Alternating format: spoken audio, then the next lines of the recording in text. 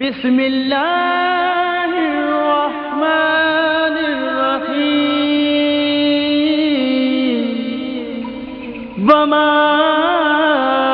ارسلناک الا رحمۃ للعالمین۔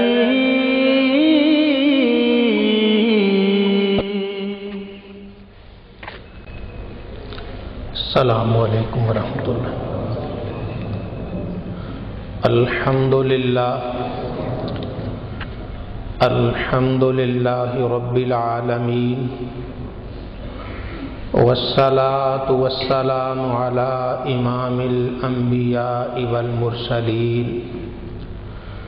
وعلی آلہ واصحابہ اجمعین، اما بعد فاعوذ باللہ من الشیطان الرجیم، بسم اللہ الرحمن الرحیم۔ ومن يرد اللہ ان يهديه يشرح صدره للإسلام ومن يرد ان يضله يجعل صدره ضيقا حرجا كأنما يصعد في السماء كذلك يجعل الله الرجس على الذين لا يؤمنون۔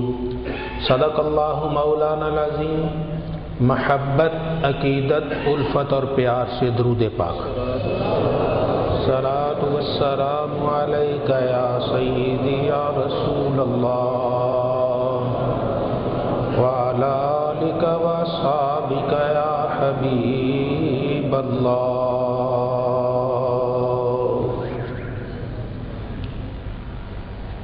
اللہ رب العزت کا لاکھوں بار شکر ادا کرنا چاہیے کہ اس اللہ نے ہمیں اسلام کی نعمت سے مالا مال فرمایا۔ اس اللہ رب العزت نے ہمیں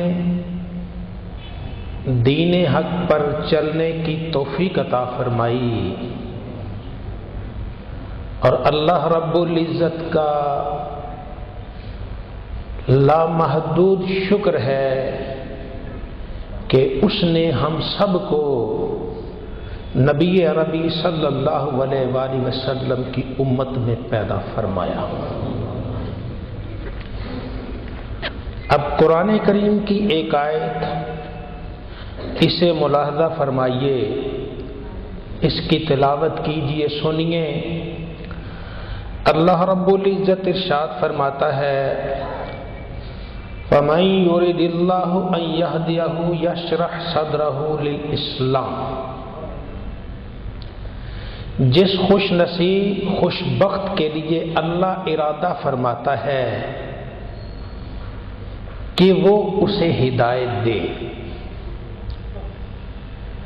جس خوش نصیب کو اللہ ہدایت دینے کا ارادہ فرماتا ہے، ہدایت اللہ کی طرف سے مطلوب و مقصود تک پہنچانا ہے۔ اللہ رب العزت کا کسی کو جنت لے جانے کا ارادہ ہو، اللہ رب العزت ارادہ فرمائے کہ فلاں آدمی کو اس اللہ نے جنت لے جانا ہے، یشرح صدرہ للاسلام، اللہ اس کا سینہ اسلام کے لیے کھول دیتا ہے۔ یہ اسلام کے لیے سینہ کھلنا، اسلام کی تعلیمات کو دل و جان سے قبول کرنا، اس کے ارشادات پر عمل کرنا، اس کے احکامات کی پیروی کرنا، تو پہل بندے کی طرف سے نہیں، پہل ہے اللہ کی طرف سے۔ فَمَن يُرِدِ اللَّهُ، جس کے لیے اللہ ارادہ فرماتا ہے، رب جس کے بارے میں چاہتا ہے، ان یہدیہ، کہ اسے ہدایت دے، اسے جہنم سے بچائے، اسے جنت لے جائے۔ رب تعالیٰ جس کے بارے میں ایسا ارادہ فرماتا ہے، یشرح صدرہ للاسلام، اللہ اس کا دین اسلام کے لیے سینہ کھول دیتا ہے۔ اسلام ہمارا اللہ رب العزت کی وحدانیت، اس کے نبی صلی اللہ علیہ وسلم کی رسالت کا اقرار ہے، نماز و روزے کی پابندی ہے، حج و زکوٰۃ کی ادائیگی ہے۔ تو گویا اللہ رب العزت جس آدمی سے ہدایت کا ارادہ فرماتا ہے، جس آدمی کو جنت لے جانا چاہتا ہے، اس کا سینہ اسلام کے لیے، کلمہ طیبہ کے لیے، نماز کے لیے، روزہ کے لیے، حج اور زکوٰۃ کے لیے کھول دیتا ہے، کشادہ کر دیتا ہے۔ اسے نماز پڑھنے کے لیے خود بخود اس کا دل مائل ہو جاتا ہے۔ اللہ رب العزت جسے جنت لے جانا چاہتا ہے تو رب تعالیٰ کی یہ مہربانی کہ اس کا سینہ خود بخود نماز کی طرف مائل ہو جاتا ہے، اس کا دل خود بخود زکوٰۃ کی طرف مائل ہوتا ہے، اس کا دل خود بخود روزے کی طرف چلتا ہے، اس کا دل چاہتا ہے کہ میں حج کروں۔ یہ کس کی طرف سے ہے؟ اللہ رب العزت کی طرف سے انعام ہے کہ اللہ جس بندے کو ہدایت دینا چاہتا ہے، جسے جنت سے نوازنا چاہتا ہے، اس کا سینہ اسلام کے لیے کھول دیتا ہے، پھر اسے محبت ہو جاتی ہے کلمہ طیبہ سے، اسے محبت ہو جاتی ہے مسجد سے، اسے محبت ہو جاتی ہے نماز و روزہ کے ساتھ، اسے محبت ہو جاتی ہے حج و عمرہ کے ساتھ۔ ان چیزوں کے ساتھ اس کا قلبی لگاؤ ہو جانا، دل اس طرف مائل ہو جانا، یہ کیا ہے؟ اللہ نے اس بندے کو جنت لے جانے کا ارادہ فرما لیا ہے۔ بندہ اپنی دکان پہ بیٹھا ہے اور مصروف ہے، اس کے آگے خریدار موجود ہیں، اس کا سامان لینے والے موجود ہیں، اور ادھر اذان کی آواز آ جاتی ہے، نماز کا وقت ہو جاتا ہے۔ تو ایک طرف تو یہ ہے کہ وہ دیکھتا ہے میرے اتنے خریدار ہیں، گاہک ہیں، اگر میں اس طرف متوجہ ہوا تو یہ نقصان ہوگا۔ دوسرا وہ کہتا ہے نقصان کو چھوڑو، پہلے اللہ کا حکم مانو۔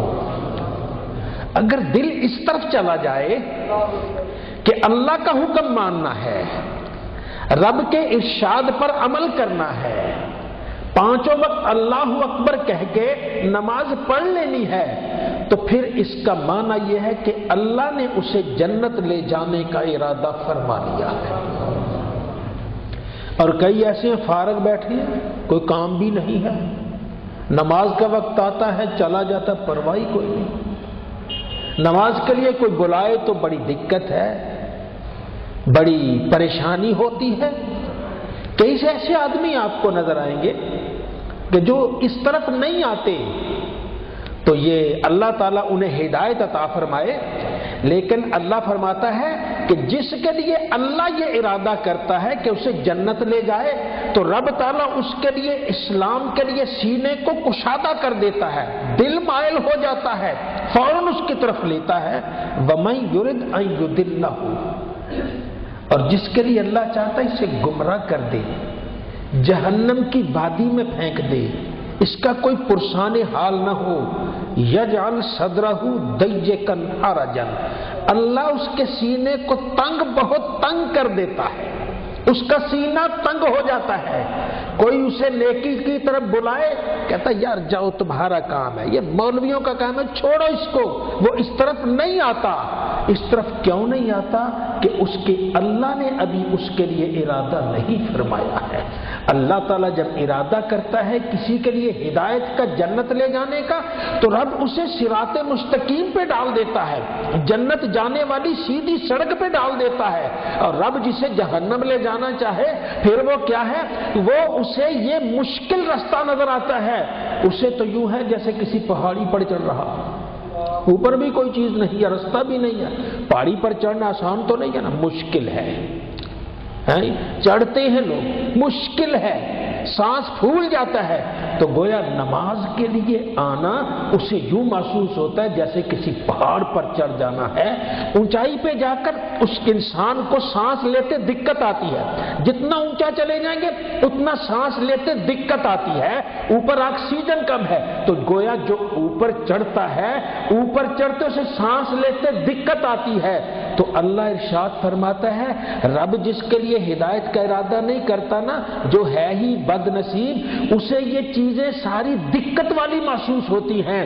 وہ نہ نماز کی طرف آتا ہے، نہ حج و عمرے کی طرف آتا ہے، نہ صدقہ و خیرات کی طرف آتا ہے. اسے یہ چیزیں بڑی پریشان کر دیتی ہیں، اسے یہ چیزیں بڑی تنگ دل کر دیتی ہیں. تو آئیے اللہ سے دعا مانگے، اے خالق و مالک ہم جیسے ہی صحیح تیری رحمت کے امیدوار ہیں، اپنا کرم یوں فرما کہ ہمارے لیے یہ ہدایت کا رستہ، یہ جنت جانے والا رستہ آسان فرما دے. اور رب تعالیٰ جب آسان فرما دیتا ہے تو پھر کوئی چیز مشکل نہیں ہے، پھر ہر کام اس کے لیے دین والا آسان ہو جاتا ہے، ہر کام اس کے لیے آسان ہو جاتا ہے. دنیا میں ایسے بھی لوگ بھی گزرے، کہتے ہیں ایک بزرگ فرماتے میری عمر کے 20 سال ہو گئے، میری کبھی مسجد میں پہلی تکبیر فوت نہیں ہوئی. 20 سال امام نے ادھر اللہ اکبر کہا، ادھر ساتھ اس نے بھی کہہ دیا. کہتے 20 سال ہو گئے میں نے فرض نماز میں کسی نمازی کا یہ پچھلا حصہ، یہ گردن پیچھے سے گدی نہیں دیکھی. کیوں؟ میں تو پہلی صف میں ہوتا ہوں، گدی تو وہ دیکھے جو پہلی سے پچھلی صف میں ہو جائے، میں تو سب سے پہلے آ جاتا ہوں. تو ہمارے اسلاف میں ایسے لوگ بھی ہوئے، یہ کیسے ہو گئے؟ بیوی بچے ان کے بھی تھے، کاروبار ان کے بھی تھے، ملازمتیں شاید ان کی بھی ہوگی، لیکن اللہ نے ان کے لیے جنت کا رستہ آسان کر دیا، ہدایت کا رستہ آسان کر دیا. پھر وہ ہر وقت مسجد کی طرف راغب رہتے تھے اور رب تعالیٰ کی یاد میں وہ مزے لیا کرتے تھے. تو یہ اللہ رب العزت کا انعام ہے، رب تعالیٰ کا کرم ہے. تو رب جس سے بھلا کرے اور رب جس سے بھلا کرے اس کا برا کون کرے. رب جس پہ کرم کرے اللہ کے کرم کو کون چھین سکے. رب جس کو اپنی حفاظت میں لے لے اس کو کون تنگ کر سکتا ہے. یہ اللہ رب العزت کا انعام ہے. کن کے لیے؟ اہل ایمان کے لیے. اب فرماتے ہیں یہ اللہ رب العزت کا انعام تو دیکھو، رب تعالیٰ نے کیا فرمایا، من عمل صالحا من ذکر او انثی، جس نے بھی نیک عمل کیے مرد ہو یا عورت، وہو مؤمن، شرط یہ ہے کہ وہ مومن ہو، مومن ہو، نیک اعمال کرتا ہو، فَلَنُحْيِيَنَّهُ حَيَاتًا طَيِّبَةً، ہم اسے پاکیزہ زندگی دے دیتے ہیں. ہم اسے کون سی زندگی دیتے ہیں؟ پاکیزہ، پاک زندگی. یہاں بھی پاک، قبر میں بھی پاک اور حشر میں بھی پاک ہوتی ہے. تو جو مومن نیک عمل کرتا ہے، مرد ہو یا عورت، یہ شرط نہیں، کوئی بھی ہو، مرد ہو یا عورت جو بھی ہو، وہ نیک عمل کرے. شرط ہے مومن ہو، اس کا اللہ کی ذات پر ایمان ہو، اللہ نے جو فرمایا اس پر اس کا ایمان ہو. جب اس کا قرآن و سنت پر ایمان ہوگا نیک عمل کرے گا. رب کہتا ہم اسے انعام دیتے ہیں، پاک زندگی دیتے ہیں. کتنی زندگی؟ پاک زندگی. اب دیکھ لیجئے، ایک آدمی رات کو سوتا ہے تو سوتے خرمستیاں دیکھ دیکھ کے سوتا، اسے پتہ ہی نہیں ہوتا. اور دوسرا آدمی اسی کا بھائی ہو اور جب وہ لیٹنے بھی لگتا ہے تو کہتا ہے لیٹتے ہوئے میرے نبی نے فرمایا اللہ کا نام لے کے لیٹنا ہے. کتنا فرق ہو گیا. یہ زندگی پاک نہیں جو اللہ کا نام لے کر، جو اللہ کا نام لے کر لیٹتا ہے، اس سے بڑھ کر سعادت مند کون ہوگا. اور پھر انسان کو ہر وقت روزانہ 1 2 مرتبہ 3 مرتبہ قضاء حاجت کی ضرورت آتی ہے، واش روم جاتا ہے، لیکن جو تو ویسے ہی گیا اسے تو گیا واپس آ گیا. لیکن ایمان والا جب جاتا ہے پہلے ہی سوچتا ہے میرے نبی نے کیسے فرمایا ہے جانے کے لیے، کیسے فرمایا ہے. پہلے بایاں پاؤں رکھنا ہے، دایاں نہیں رکھنا، وہ بایاں پاؤں رکھ کے جاتا ہے، واپس آتا ہے دایاں پاؤں پہلے باہر نکالتا ہے۔ تو یہ چھوٹی چیز نظر آتی ہے لیکن ہے چھوٹی نہیں، یہ کیوں ایسے ہو رہا ہے کہ رب نے اس کے اندر کو پاک کر دیا ہے۔ فَلَنُحْيِيَنَّهُ حَيَاةً طَيِّبَةً، ہم اسے پاکیزہ زندگی دیتے ہیں۔ کتنا ہے پاک وہ آدمی جو دن اور رات اللہ رب العزت کی بارگاہ میں حاضر ہوتا ہے تو طیب و طاہر ہو کے حاضر ہوتا ہے۔ یہ پاکیزہ زندگی نہیں ہے۔ ایک جاتا ہے کاروبار کرتا ہے اس لیے کہ میں پیسے اکٹھے کروں، آج میرے پاس 1000 ہے تو کل 5 ہو جائے، آج 5000 ہے تو کل 10 ہو جائے، اگر آج 10000 ہے تو کل 20 ہو جائے، آج 20 ہے تو کل 30 ہو جائے۔ اسی طرح انسان کی حرص آگے بڑھتی ہے۔ اور دوسرا بھی وہی کام کرتا ہے، کاروبار وہی کرتا ہے، لیکن اس کے دل میں یہ نیت ہے میں کاروبار اس لیے کرتا ہوں کہ کاروبار کرنا میرے نبی کی سنت ہے، میں تو اپنے نبی صلی اللہ علیہ وسلم کے طریقے پر، اللہ کا حکم ہے اپنے بچوں کے لیے ایسا کرو، میں اللہ کا حکم مان رہا ہوں۔ اس کی اور اس کی زندگی میں کتنا فرق ہے، ایک کی زندگی حیوانوں کی طرح چلی گئی اور دوسرے کی زندگی کی اللہ رب العزت نے پاک و صاف کر دیا ہے۔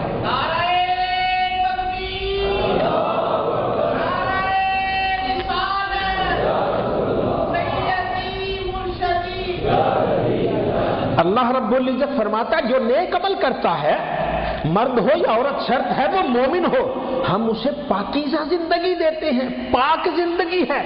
کتنا پیارا آدمی ہے جو گاڑی چلاتا ہے، 2 بھائی ہیں، دونوں کے پاس گاڑیاں ہیں، بڑی گاڑی ہی چاہیے، بڑی گاڑی ہے، ایک گاڑی پہ بیٹھتا ہے، وہ ویسے ہی بیٹھ کے گاڑی کو سٹارٹ کر دیتا ہے اور دوسرا گاڑی کو سٹارٹ کرتا ہے، کہتا ہے بسم اللہ، اللہ کا نام لے کے کرتا ہے، چڑھتا ہے اس پہ اللہ کا نام لے کے کرتا ہے، وہ تو ہر کام اللہ کے لیے کرتا ہے، اللہ کا نام لے کے کرتا ہے۔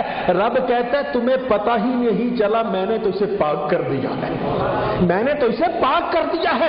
اٹھتے بیٹھتے اللہ کے نام کی مالا جپتا ہے، اٹھتے بیٹھتے رب کے نام کو یاد کرتا ہے، تو یہ کتنا ہے سعادتوں والا جو اٹھتے بیٹھتے سوتے جاتے اپنے پروردگار کا نام لیتا ہے۔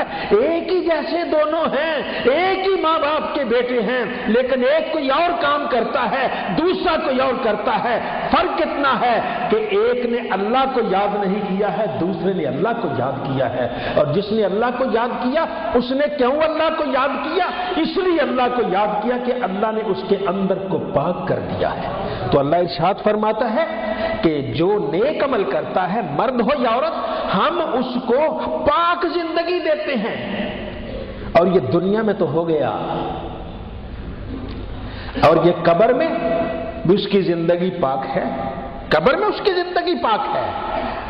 ایک جیسے ہی دونوں ہیں، ایک قبر میں گیا اور قبر میں جاتے ہی اس کے تو ایمان کے ساتھ کیا تھا، ایمان اللہ معاف کرے، ہر ایک کو اللہ بہتر قبر عطا کرے، وہ تو گیا جیسے بھی تھا، لیکن جو اللہ کا پیارا بندہ ہے، اللہ کا مومن ہے، جس سے اللہ راضی ہو گیا، اللہ نے جس کے لیے جنت کی راہ کو آسان کر دیا، رب نے جس کے سینے کو اسلام کے لیے کھول دیا، اللہ نے جسے پاکیزہ زندگی دے دی، جیسے ہی وہ قبر میں لیٹتا ہے، اس کے دفن کرنے والے آگے پیچھے چلے جاتے ہیں، اچانک نماز آ جاتی ہے، اس کی دنیا میں پڑی ہوئی نماز اس کے سر کے پاس آ کے کھڑی ہو جاتی ہے۔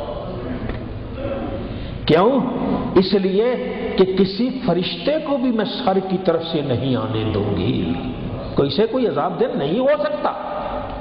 اور نماز کے بعد زکوٰۃ اس کی دائیں طرف آ جاتی ہے، اور زکوٰۃ اس کے دائیں طرف آ کے دائیں ہاتھ پہ کھڑی ہو جاتی ہے، اور اس کے بائیں ہاتھ پہ روزہ کھڑا ہو جاتا ہے۔ اس کی نیکیاں، اس کے فعل خیرات، اس کی یہ سارے کام اس کے قدموں کی جانب کھڑے ہو جاتے ہیں۔ اگر کوئی فرشتہ آنا بھی چاہے ادھر سے، نماز کہتی نہیں ادھر سے تو نہیں میں جانے دوں گی، اگر کوئی آنا چاہے بائیں طرف سے تو زکوٰۃ کہتی ہے نہیں میں نہیں جانے دوں گی، اگر وہ بائیں طرف سے آنا چاہے وہاں روزہ کھڑا ہو جاتا ہے، وہ کہتا ہے میں نہیں آنے دوں گا، اگر قدموں کی جانب سے آنا چاہے تو وہاں فعل خیرات اس کے نیک اعمال باقی جو ہیں وہ کھڑے ہو جاتے ہیں، کہتے میں نہیں آنے دیتا۔ اب چاروں طرف سے تو رستہ بند ہو گیا،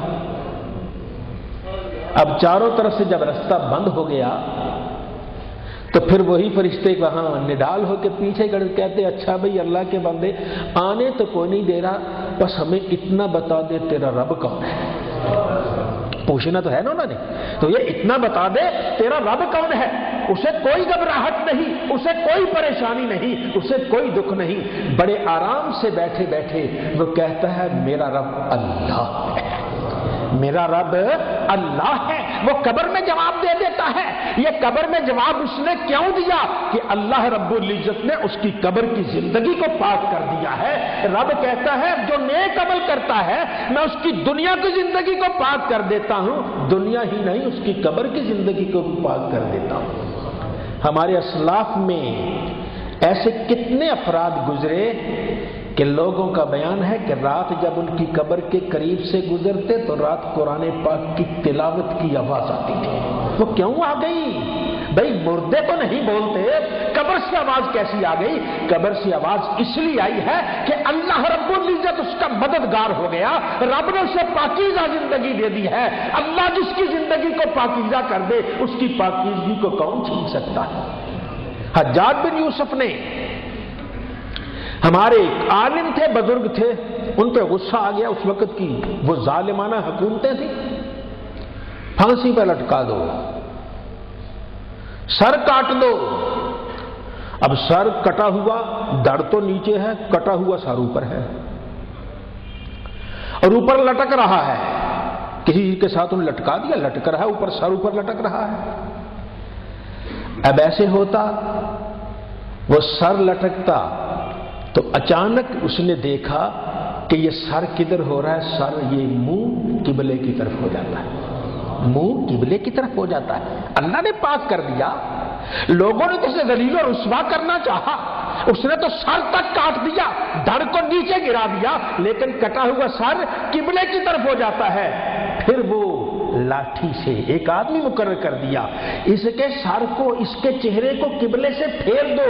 وہ لاٹھی سے اس کے سر کو، چہرے کو یوں پھیرتا، اللہ ہوا کے ذریعے پھر اس کے چہرے کو قبلے کی طرف کر دیتا تھا۔ یہ رب نے پاکیزہ زندگی دے دی کہ ہاں کی قبر کی زندگی بھی اس کی پاکیزہ ہو گئی۔ پھر وہاں بیان کیا 1 ماہ تک یا 40 دن تک اس سر کو لٹکائے رکھا ہے، لیکن رات کو جب لوگ گزرتے تو وہ سر سورہ یاسین کی تلاوت کر رہا ہوتا تھا۔ کٹا ہوا سر سورہ یاسین کی تلاوت کرتا ہے۔ کیوں کرتا ہے؟ اس لیے کہ اللہ کا وعدہ ہے کہ فَلَنُحْيِيَنَّهُ حَيَاةً طَيِّبَةً، ہم اسے پاکیزہ زندگی دیتے ہیں۔ دنیا کی زندگی بھی اس کی پاکیزہ ہے اور قبر کی زندگی بھی اس کی پاکیزہ ہے۔ ہم سمجھے ہم نے کسی کو قبر میں دفنا کے مٹی ڈال کے خاک بنا دیا، ہاں ہر آدمی رزق خاک ہی ہوتا ہے، لیکن بہرحال کچھ نہ کچھ تو ایسے ہوتے ہیں جو خاک میں جا کر بھی خاک سے افضل والا ہوا کرتے ہیں۔ کہتے ہیں لکڑی، اس کو مٹی میں دفن کر دیں تو مٹی لکڑی کو کھا جاتی ہے اور لکڑی کو کھا جائے گی، ختم کر دے گی، لیکن اگر اسی لکڑی کو آپ آگ میں جلا دیں، جل کر کوئلہ بن جائے، اسے دفن کریں، 1000 سال کے بعد بھی نکالیں گے تو کوئلہ ویسے کا ویسا ہوگا۔ کیوں؟ اسے ایک مرتبہ لکڑی کو موت آ گئی، اسی لیے تو کہتے ہیں مومن موتو قبل ان تموتو، اور مرنے سے پہلے مر جاؤ، اللہ کے عشق کی آگ میں جل جاؤ۔ جب تم اللہ کے عشق میں، اس کے نبی کی محبت کی آگ میں آ کر اپنے آپ کو جلا دو گے، پھر تم قبر میں جاؤ گے، 1000 سال بعد بھی تمہارے جسم کو نکالا جائے گا تو تر و تازہ نظر آ جائے گا۔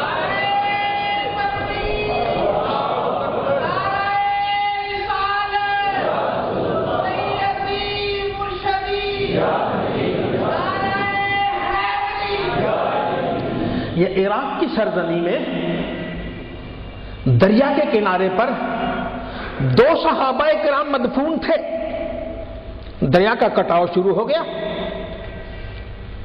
اب اسی پچھلی صدی میں، اس کی ابتدا میں، اس بات کو 100 سال ہو گیا تقریباً، کہ اس میں وہ کسی کو، اس وقت کے حاکم کو یا بڑے آدمی کو خواب میں ملتے ہیں، ان میں سے کوئی صحابی کہتے ہیں ہماری قبروں میں پانی آ گیا ہے، ہمارے جسم یہاں سے منتقل کر دو۔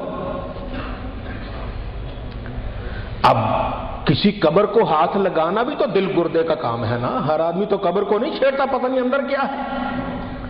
ایک مرتبہ، 2 مرتبہ، 3 مرتبہ ایسے ہوا. پھر اس نے مشورہ کیا.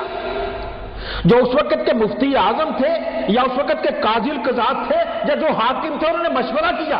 سب نے کہا یہ صحابی رسول ہیں، اگر بار بار تمہیں ایسا خواب میں مل رہے ہیں تو ان کو نکالو. تو وہ خواب میں کہتے ہیں ہماری قبر میں پانی آ گیا، ہمیں یہاں سے نکالو. اب ان کو 1300 سال کے بعد، کتنا عرصہ؟ 1300 سال. 1300 سال کے بعد، 100 سال نہیں، 1300 سال. 1300 سال کے بعد جب ان کو قبر سے نکالا گیا تو دونوں کے اجساد، دونوں کے جسم بالکل تر و تازہ تھے اور ان کے کفن تک خراب نہ ہوئے تھے، کیونکہ اللہ نے جس کی زندگی کو پاک کر دیا اس کی پاکی کو کوئی نہیں چھین سکتا ہے.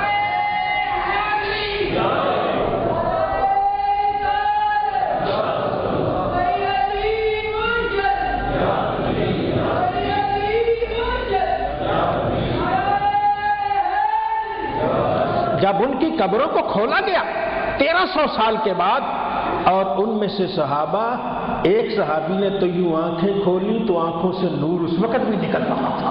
پھر انہیں حضرت سلمان فارسی ان کے پہلو میں دفن کر دیا گیا. تو غور کیجئے 1300 سال، 13 صدیاں گزرنے کے بعد بھی ان کے جسم تر و تازہ ہے، کیونکہ وعدہ الہی ہے ہم نے تمہاری زندگی کو پاک کر دیا ہے. ہم نے تمہاری زندگی کو پاک کر دیا ہے، طیب و طاہر کر دیا ہے. ہم نے تمہاری زندگی کو اچھا. اور جو دنیا میں اپنے اللہ کے ساتھ لو لگاتا ہے، جب قبر میں جاتا ہے رب پھر اس کی قبر کو بھی تر و تازہ کر دیتا ہے، اس کی قبر پہ رحمت نازل کرتا ہے. وہ حدیث پاک ہے. ایک حدیث پاک کی روشنی میں وہ ایک بزرگ فرماتے ہیں کہ وہ آدمی کتنا پاک ہے جس کے سارے غم اکٹھے ہو کے ایک غم بن گیا. سارے فکر اکٹھے ہو گئے. کسی کو فکر ہے اولاد کا، کسی کو فکر ہے مال کا، جائیداد کا، میرے بچے کیا کر رہے ہوں گے، میری بیوی کیا کر رہی ہے، میرا فلاں کیا کر رہا ہے، یہ سارے فکر انسان کو گھیر لیتے ہیں. رات سوتا ہے تو پریشان ہو جاتا ہے، یار میرے فلاں جگہ وہ فارم ہے اس کا کیا بنے گا، میرا فلاں جگہ یہ کام ہے اس کا کیا بنے گا، کہیں میرا جو اسٹور ہے اس سے کوئی مال. تو یہ فکر ہے انسان کو لاحق ہوتے ہیں. رات تنگ کرتے جب تنہائی میں سوچتا ہے. لیکن وہ آدمی کو اللہ نے کتنا پاک کر دیا جس کے سارے فکر اللہ نے اکٹھے کر کے ایک فکر بنا دیا. وہ فکر کیا ہے؟ اسے کوئی کسی چیز کا فکر نہیں ہے، اسے ایک ہی فکر ہے کہ نیلی چھت والا راضی ہو جائے، میرا اللہ راضی ہو جائے، میرا خالق راضی ہو جائے. وہ اولاد کی خدمت کرتا ہے، اللہ راضی ہو جائے. اپنی اہلیہ سے خدمت کرتا ہے، اللہ راضی ہو جائے. ماں باپ کی خدمت کرتا ہے، اللہ راضی ہو جائے. کاروبار کرتا ہے، اللہ راضی ہو جائے. کسی کی دیکھ بھال کرتا ہے، اللہ راضی ہو جائے. نیک کام کرتا ہے، اللہ راضی ہو جائے. اور اس کے سارے غم اکٹھے ہو کے ایک غم اور فکر بن جاتا ہے. اور جس کے سارے غموں کو اللہ اکٹھا کر کے ایک غم بنا دیتا ہے، پھر جب وہ قبر میں جاتا ہے تو پھر ہزاروں میں ایک ہوا کرتا ہے جو قبر چم کر دیا ہوتا ہے. تو یہ اللہ تعالیٰ کا انعام، تو یہ رب تعالیٰ کا لطف و کرم ہوا کرتا ہے. تو خدائے بزرگ و برتر نے ارشاد فرمایا کہ جس نے بھی نیک عمل کیا، مرد ہو یا عورت، شرط ہے کہ وہ مومن ہو، تو ہم اسے پاکیزہ زندگی عطا فرماتے ہیں. یہ پاکیزہ زندگی دنیا میں کہتے ہیں دنیا میں، دار البرزخ میں اور دار القرار میں. یہ پاکیزہ زندگی دنیا میں، دنیاوی زندگی پاکیزہ ہے، قبر کی زندگی پاکیزہ ہے، اور آخرت کی زندگی پاکیزہ ہے.